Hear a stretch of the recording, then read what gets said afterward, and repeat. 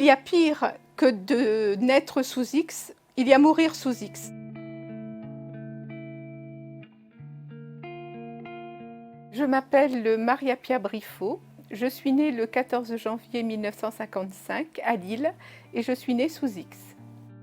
On m'a placée dans une famille d'accueil. À l'âge de 18 mois, on m'a retirée à ma famille d'accueil de force. Ils ne voulaient pas, pour me placer dans une famille adoptive.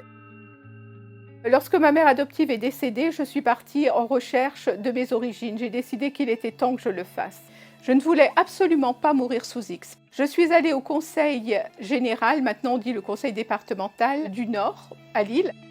J'ai trouvé quelques détails, disons, qui avaient leur importance, c'est-à-dire que ma mère était une Italienne, petite, brune, qui ne parlait pas français et qui pleurait beaucoup. Et il était indiqué qu'elle avait eu 2 enfants avant moi.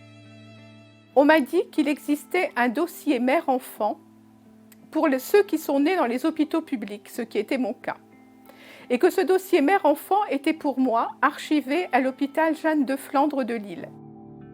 L'ex-directeur de l'hôpital Jeanne de Flandre de Lille, que j'attaque en justice, m'a répondu par écrit que mon dossier inexploitable était passé au pilon. J'ai d'abord tourné en rond sans savoir quoi faire et au bout de quelques mois, j'ai contacté l'association pour le droit aux origines des nés sous X, la DONX. À partir de janvier 2007, j'en suis devenue la présidente. Un soir, c'était en décembre 2010, le téléphone a sonné et j'ai eu une voix féminine à l'appareil qui m'a dit « J'ai retrouvé ma sœur sur vos fichiers ». Je lui ai dit « Bon, comment s'appelle votre sœur ?» Elle m'a dit « Maria Pia ».